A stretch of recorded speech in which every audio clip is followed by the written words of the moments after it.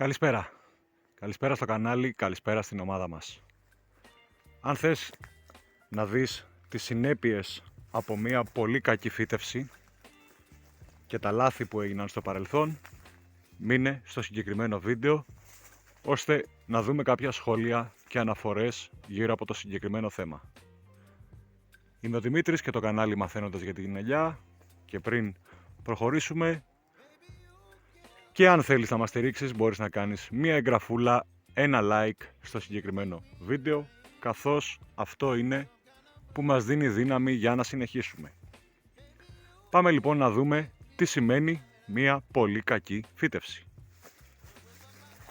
Στο πρώτο μέρος του βίντεο θα σχολιάσουμε κάποια πράγματα που αφορούν το κτήμα και τι μπορεί να προκαλέσει η κακή φύτευση στις σταθερές εγκαταστάσεις του κτήματος. Και ποιες μπορεί να είναι αυτές? Μπορεί να είναι η περίφραξη, η οποία στηρίζεται σε ένα τσιμεντένιο συναζάκι, έτσι το λέμε εμείς. Μπορεί να είναι η ζημιά που μπορεί να προκληθεί σε εγκαταστάσεις, αποθήκες και ό,τι άλλο έχει ο καθένας μέσα, είτε από τη ρίζα, είτε από τους βραχίονες, οι οποίοι είναι πιθανόν να πέσουν απάνω του. Βλέπουμε λοιπόν ότι τα συγκεκριμένα δέντρα ποικιλίας θρουμπολιάς είναι φυτεμένα στα 2,5 μέτρα με 3. Το ένα δέντρο έχει πλέξει με το άλλο. Έχουν φτάσει σε ένα ύψος μη διαχειρίσιμο 7-8 μέτρων και πάνω. Και κάποια από τα μπράτσα του δέντρου έχουν ακουμπήσει πάνω στην περίφραξη. Πράγμα που σημαίνει ότι και η περίφραξη μπορεί κάποια στιγμή να πέσει, αλλά και αυτό να μην γίνει. Η συγκομιδή θα έπρεπε να γίνει και από μέσα και από έξω. Άρα όταν έχουμε περιφράξεις ή σκοπεύουμε να περιφράξουμε, δεν φυτεύουμε τα δέντρα μας σε απόσταση 1 μέτρου από την περίφραξη. Ή αν τα φυτεύσουμε, δημιουργούμε τέτοιες κλίσεις ώστε να μην είμαστε αναγκασμένοι να μπαίνουμε και να βγαίνουμε. Πράγμα δύσκολο, αλλά ας το δεχτώ. Το επόμενο στάδιο λοιπόν είναι μια εγκατάσταση. Τι βλέπουμε εδώ? Βλέπουμε πάλι στα 2,5-3 μέτρα 2 δέντρα, όπου το ριζικό τους σύστημα αναπτύσσεται κάτω από την αποθήκη. Και ήδη έχουν αρχίσει και δημιουργούνται αρκετές ζημιές. Ένα κομμάτι αυτό, και το δεύτερο, αν ο βραχίωνας που είναι εκεί για κάποιο λόγο σπάσει, θα πέσει πάνω στη σκεπή, θα την τρυπήσει, θα την καταστρέψει, θα της κάνει ζημιά και θα είμαστε αναγκασμένοι να ξανακάνουμε επισκευές. Και όπως όλοι γνωρίζουμε, οι επισκευές πλέον κοστίζουν. Άρα, στο πρώτο κομμάτι του βίντεο ασχολούμαστε με πράγματα τα οποία ίσως στο παρελθόν να μην σκεφτούμε όταν φυτεύουμε τα δέντρα, όμως τα χρόνια κυλούν, περνάνε, τα δέντρα μεγαλώνουν, δεν θα είναι πάντα στα 90 εκατοστά, στο 1,20, στο 1,30. Θα γίνουν και έτσι, και ειδικά ποικιλίες ορθόκλαδες, όπως είναι παράδειγμα η θρουμπολιά. Άρα η φύτευση θα πρέπει να γίνεται λαμβάνοντας υπόψη μας και την μελλοντική κατάσταση του δέντρου. Άλλο πράγμα είναι η κορονέικη, άλλο πράγμα είναι η θρουμπολιά. είναι αδιανόητο στα 2,5 μέτρα να φυτεύουμε ορθόκλαδες ποικιλίες, για παράδειγμα. Δεν είναι αρπεκίνες, δεν είναι πικουάλ, δεν είναι τίποτα από αυτό. Δίπλα λοιπόν σε αυτό εδώ το κόσμημα, δείτε τον κορμό του δέντρου. Στα 3,5 μέτρα υπάρχει μια καρυδιά, η οποία για κάποιους λόγους ξεράθηκε και έπεσε πάνω στην ελιά. Ξαναλέω, στα 3,5 μέτρα καρυδιά από την ελιά. Ο ελαιώνας, ο οποίος εδώ δεν είναι προσβάσιμος γιατί έχει γίνει δάσος, δεν μπορώ να περάσω, έχει και εκεί θρομπολιές, οι οποίες είναι στα 8-9 μέτρα, οι οποίες κρύβουν για μεγάλο μέρος της ημέρας τον ήλιο σε όλα αυτά εδώ τα φυτεμένα δέντρα.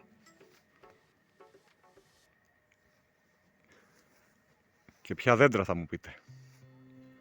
Όλων των ειδών τα ξινά, σε αποστάσεις πραγματικά τρομακτικές. Δηλαδή ξινό, ελιά, ξινό, ξινό. Το δέντρο έχει ξεφύγει, σκιάζει πολλά τετραγωνικά γύρω του, δεν περνάει φως, δεν περνάει αέρας, με αποτέλεσμα να έχουμε αυτή την κατάσταση. Παρακολουθήστε ένα υπέροχο δέντρο, το οποίο θα μπορούσε να δώσει πραγματικά τρομερές παραγωγές, εφόσον είχε γίνει η σωστή φροντίδα του. Είναι μη διαχειρίσιμο πλέον. Και για να μην σας κουράσω, να σας δείξω και το τελευταίο μέρος, όπου αφού δείτε αυτά εδώ τα υπέροχα δεντράκια, τα οποία δυστυχώς μας άφησαν 1, 2, 3 ξινά ελιά μέσα σε 6-7 τετραγωνικά. Συγγνώμη τώρα για το ηχητικό από πίσω του φίλου μας του Παλιατζή, αλλά έτσι είναι τα βίντεο. Ανεβαίνοντας λοιπόν λίγο ακόμα, πάμε να δούμε και το επόμενο θαύμα, το οποίο είναι ξινό, αμυγδαλιά, αμυγδαλιά, ξινό, αμυγδαλιά, ξινά, ξινά, ξινά, ξινά, μέσα στα 15-20 τετραγωνικά, και οι ελιές ξεραμένες. Οι αμυγδαλιές επίσης ξεραμένες, τα βάτα, τα πουρνάρια κάνουν πάρτι, και που συναντάς και λίγη υγιή βλάστηση. Μέσα σε έναν λεώνα 7-8 στρεμμάτων, που υπάρχει υγιές δέντρο, όπου δεν υπάρχει αυτή η πυκνή φύτευση. Δηλαδή αυτό το δέντρο, αυτό το δέντρο, αυτό εδώ το δέντρο, αυτό το δέντρο. Στα 7 στρέμματα να συνάντησα με το ζόρι 10. Και ευτυχώς, επειδή είναι ανηφορικό, τα χτυπάει λίγο παραπάνω ο ήλιος και ψιλοσώθηκαν. Όμως είναι πάλι στα 6, 7, 8 μέτρα. Αμυγδαλιές λοιπόν εκεί, ξεραμένες. Στα 5 μέτρα, ελιά με ελιά, στη μέση 2 αμυγδαλιές, οι οποίες μεγάλωσαν και πλάκωσαν τις ελιές. Και φυσικά έχουν ξεραθεί, γιατί σε ένα τέτοιο χώρο δεν μπορεί να ζήσει τίποτα.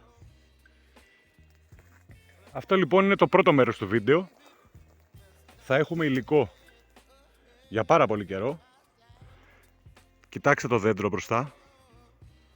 Έχω ανέβει, φανταστείτε, προς το κτήμα. Ανεβαίνω.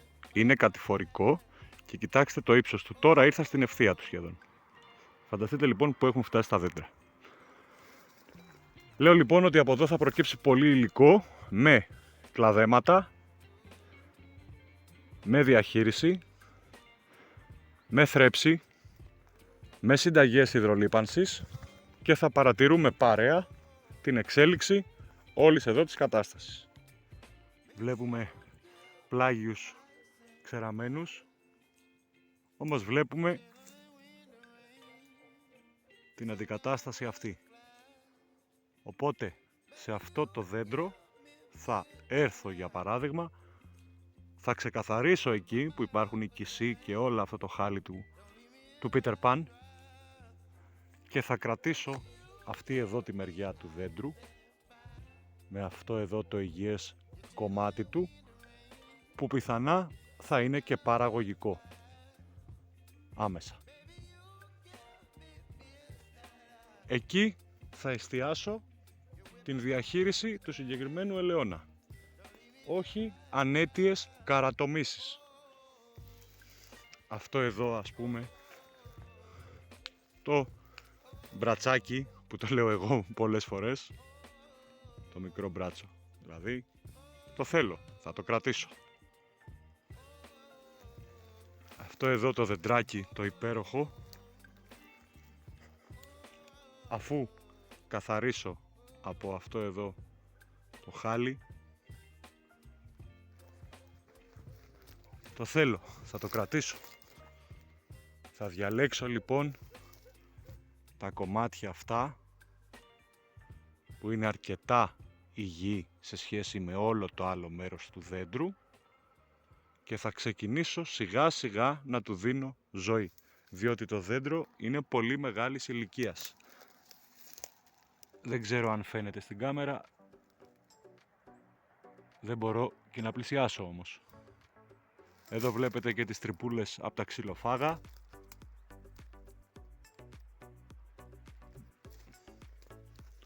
Οπότε φίλοι μου, δεν είμαι υπέρ των καρατομήσεων χωρίς λόγο.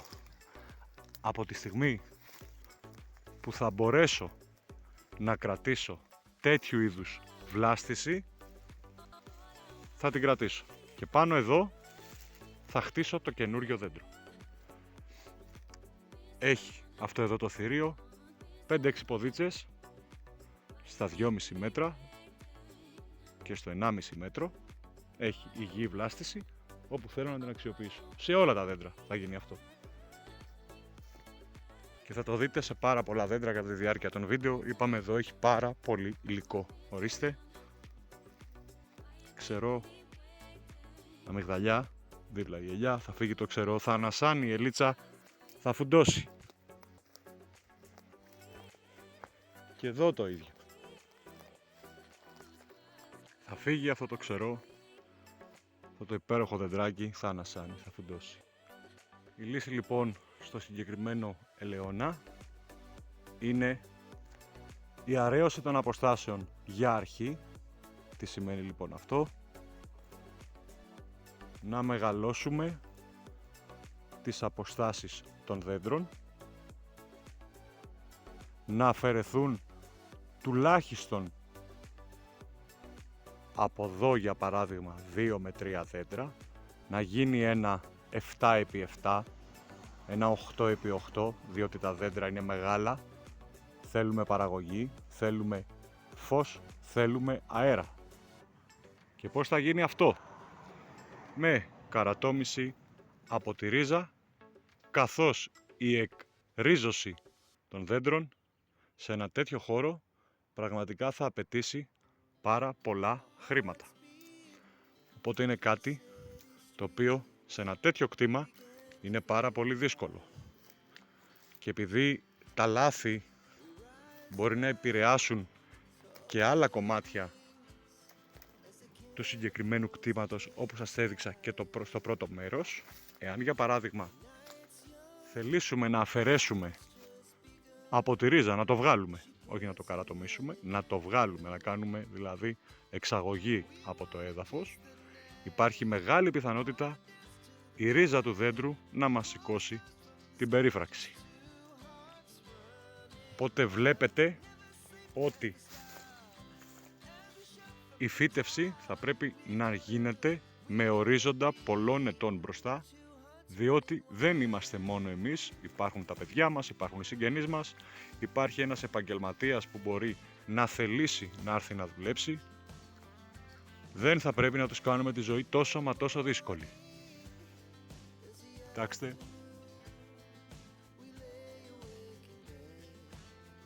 Πώς, για παράδειγμα, θα έρθεις να κάνεις αφαίρεση του συγκεκριμένου δέντρου όταν η ρίζα του μπήκε κάτω από την εγκατάσταση. Με το που θα μπει το μηχάνημα εδώ, αν τα καταφέρει να το τραβήξει και να το βγάλει, θα κόψει στη μέση και την αποθήκη. Άρα ήταν λάθος από την αρχή που το δεντράκι πήγε και φυτεύθηκε, όπως μάθαμε, δίπλα από την αποθήκη. Τότε ήταν μικρό. Αν δεν γνωρίζεις και δεν είσαι του χώρου, συμβαίνουν αυτά.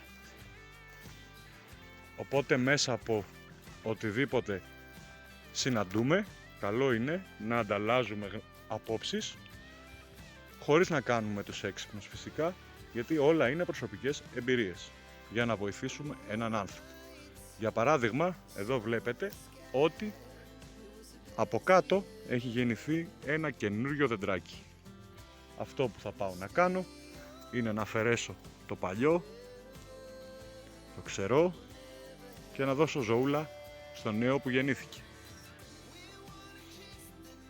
Η λύση λοιπόν εδώ είναι για αρχή, τώρα που ο καιρός ανοίγει και θα μπορούμε να δουλέψουμε. Η αραίωση, αφαίρεση κυρίως των άρρωστων και ξεραμένων από τη ρίζα, ο καθαρισμός από βάτα, κουρνάρια, άγρια και ό,τι έχει βγει μέσα σε αυτό εδώ το κτήμα,